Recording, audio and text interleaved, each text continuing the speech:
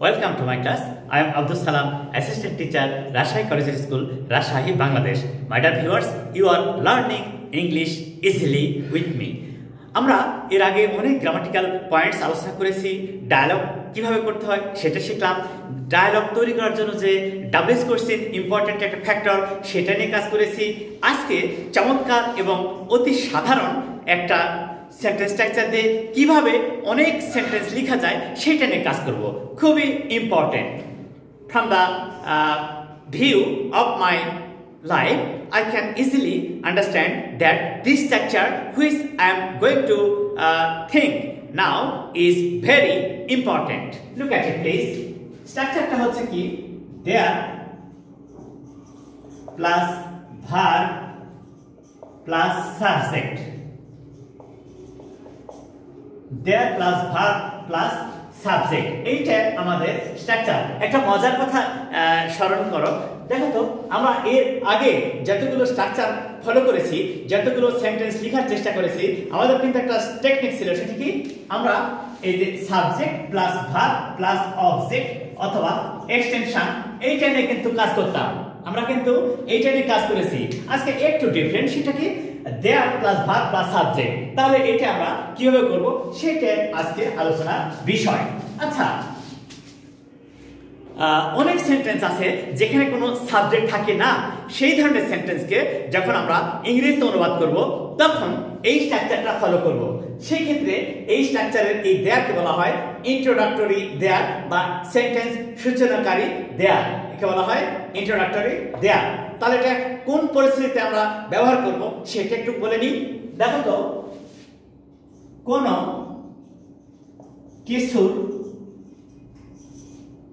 কিছুর অস্তিত্ব আছে বা ছিল এমন অর্থে,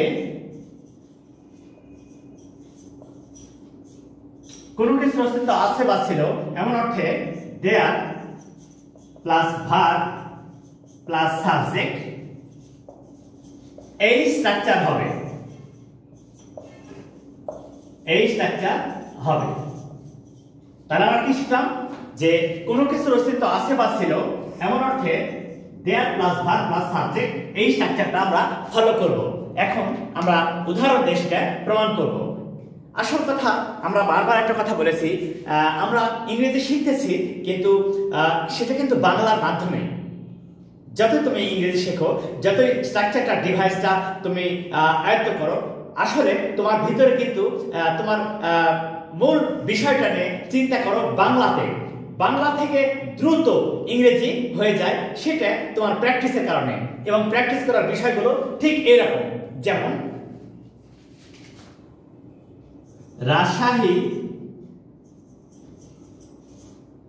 রাজশাহীতে একটি বিখ্যাত বিশ্ববিদ্যালয় আছে।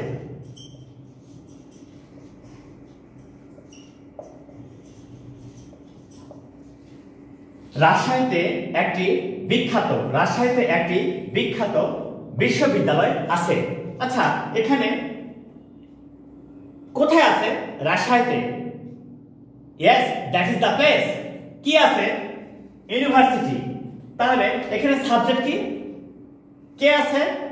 এই যে ইউনিভার্সিটি আছে, কিন্তু শুরু করব কি দিয়ে? Place of action. এই যে এখনো আছে, সেই ইউনিভার্সিটিটা এখনো আছে। এই যে আমরা কিন্তু বলেছিলাম যে কোনো কিছুর অস্তিত্ব আছে, কোনো কিছুর অস্তিত্ব আছে বা ছিল এমন অর্থে এই স্ট্রাকচার দেয়ার প্লাস ভার্ব প্লাস সাবজেক্ট। তাহলে এবারে আমরা সেটা প্রমাণ করি। দেয়ার ইজ আ বিখ্যাত, তাহলে there is a famous, there is a famous কি ইউনিভার্সিটি। কোথায় আছে?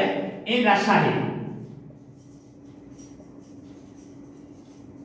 এবার দেখো তো স্ট্রাকচারটা মিলছে কিনা।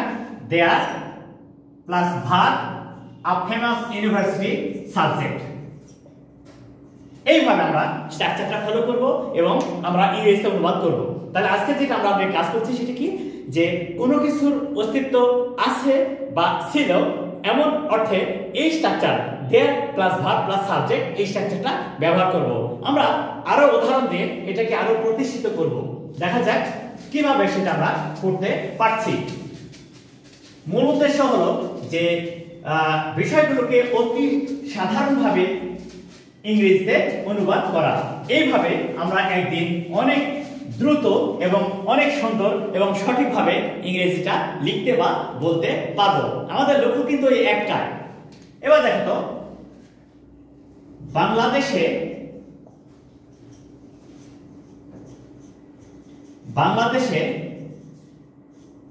অনেক নদী ছিল। বাংলাদেশে অনেক নদী ছিল। তাহলে কিভাবে হবে?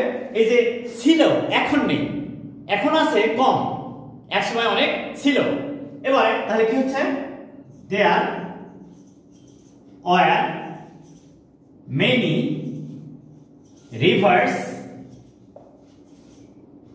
কোথায়? ইন বাংলাদেশ।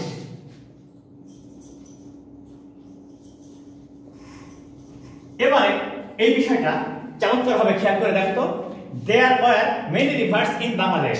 বাংলাদেশে অনেক নদী ছিল। যেমন অনেক নদী এখন বিলুপ্ত প্রায় হয়ে গেছে। সেগুলি according to the level of the water and according to the climatic change.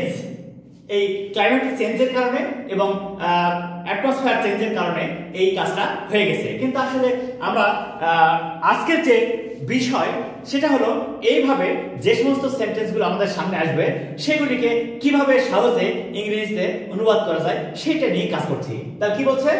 যে কোনো কিছুর অস্তিত্ব আছে বা ছিল এমন অর্থে there plus verb plus subject plus extension এইরকম ভাবে সেন্টেন্স তৈরি করতে হবে।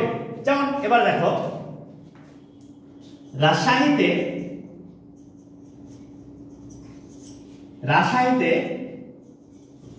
অনেক প্রাচীন বিদ্যালয় আছে।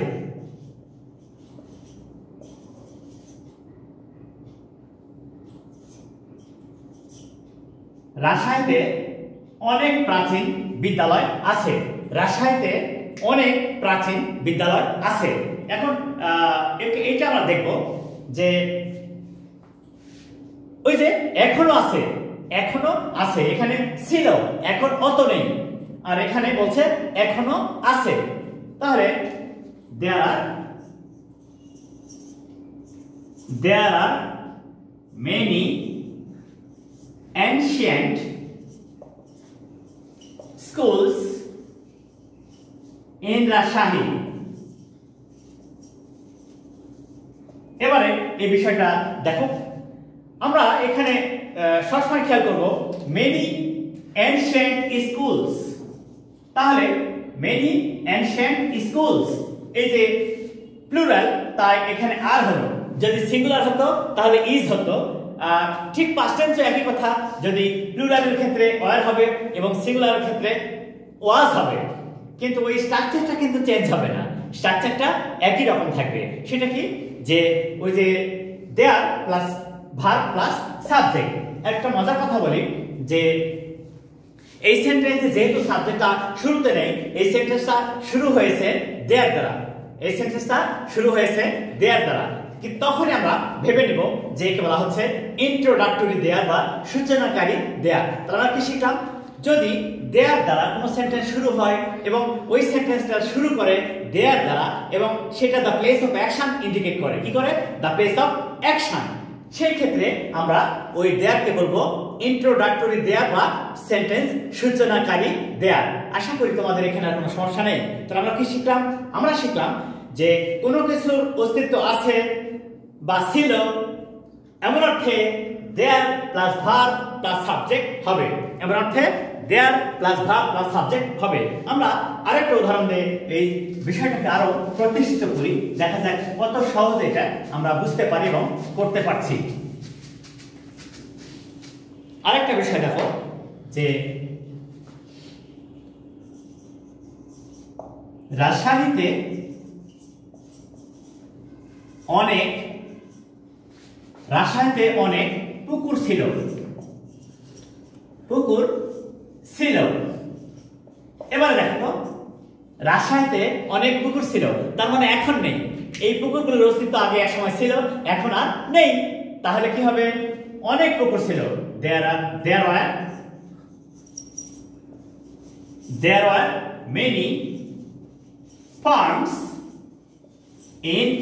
There were many ponds in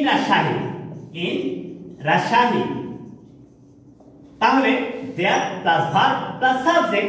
So now it is clear to you all that if there is existence of anything or any person or any places or are, then we can use there plus verb plus subject.